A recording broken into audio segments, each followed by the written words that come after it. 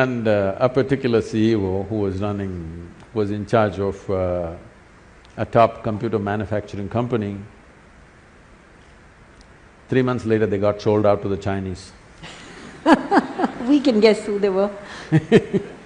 So he was very resentful. What are you doing here?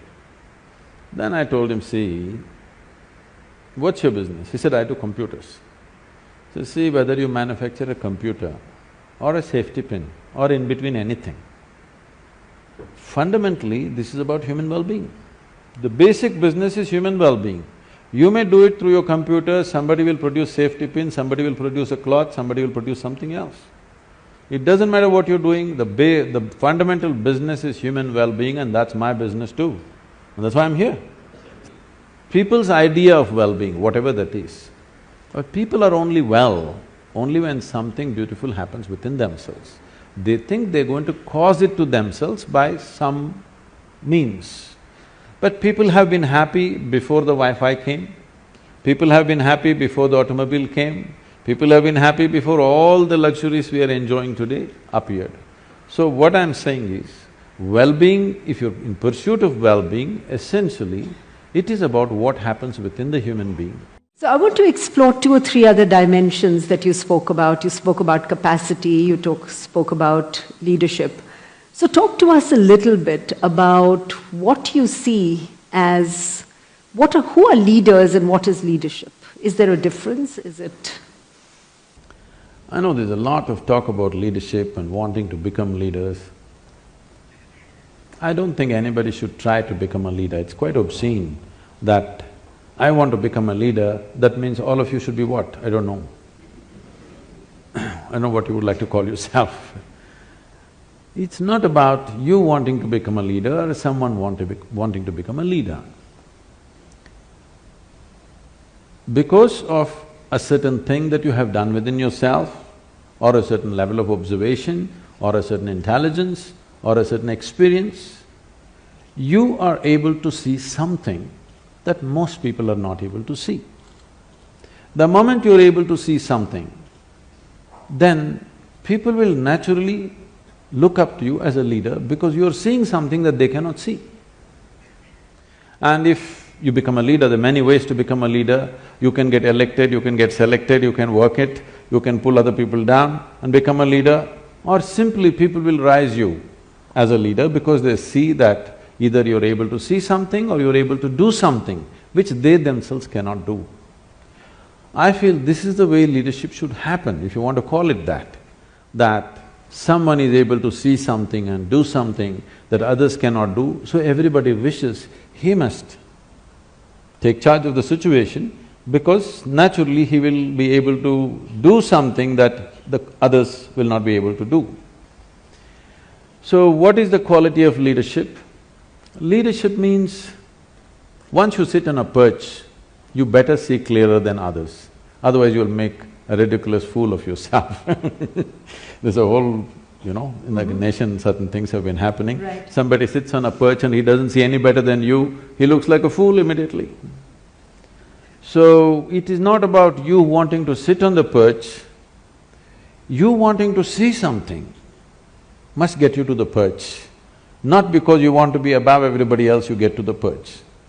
So what is the quality of a leader? I don't think there's any particular quality. One thing is, a leader means his sense of life is beyond himself.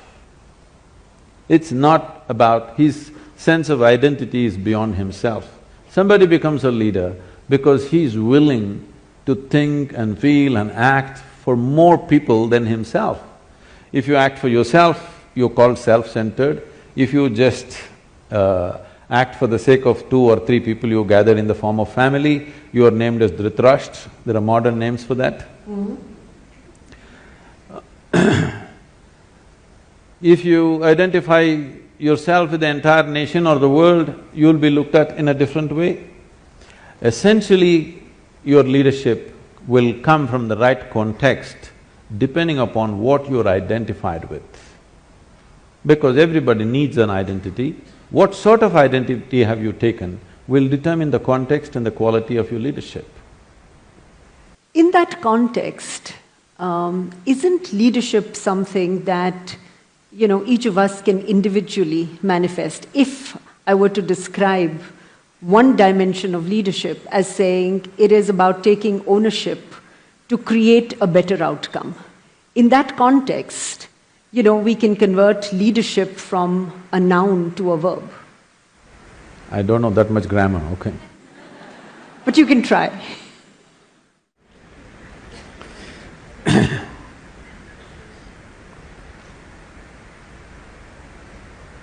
See, whatever we do, every human activity, the purpose of an activity is to produce something.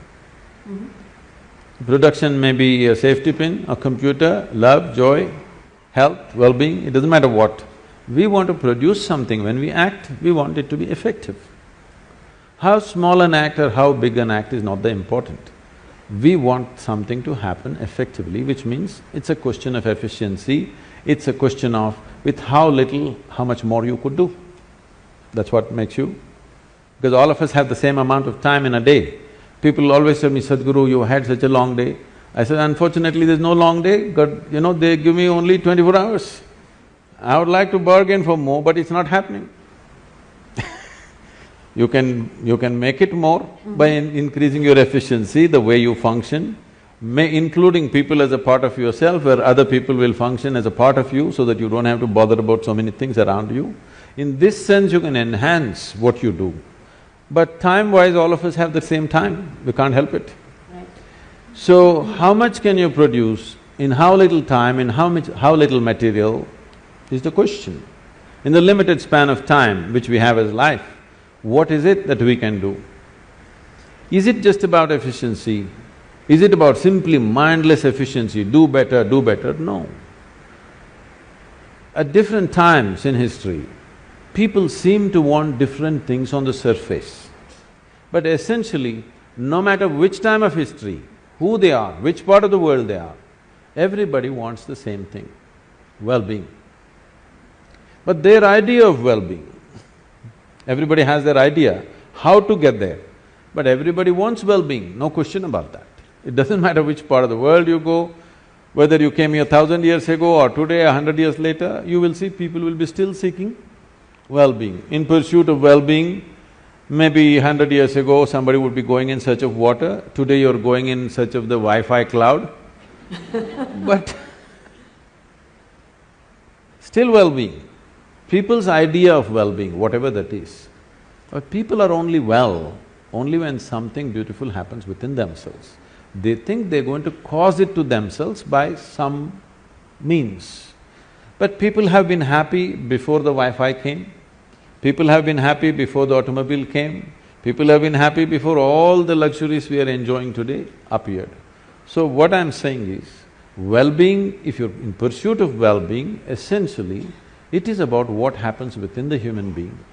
What happens within the human being, in the name of so many things, I don't want to name all the things, in the name of so many things, what we call as family, society, and another world which we call as corporate world all these things we created, these are all different names or different mechanisms that we believe will bring well-being to us.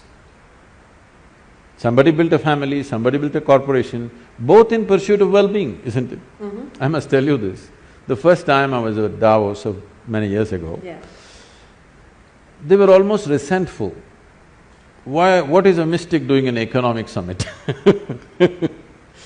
A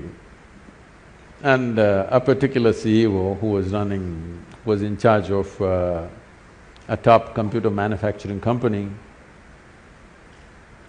3 months later they got sold out to the Chinese. We can guess who they were. So he was very resentful. What are you doing here? Then I told him, see, what's your business? He said, I do computers. So see, whether you manufacture a computer or a safety pin or in between anything, fundamentally this is about human well-being. The basic business is human well-being. You may do it through your computer, somebody will produce safety pin, somebody will produce a cloth, somebody will produce something else.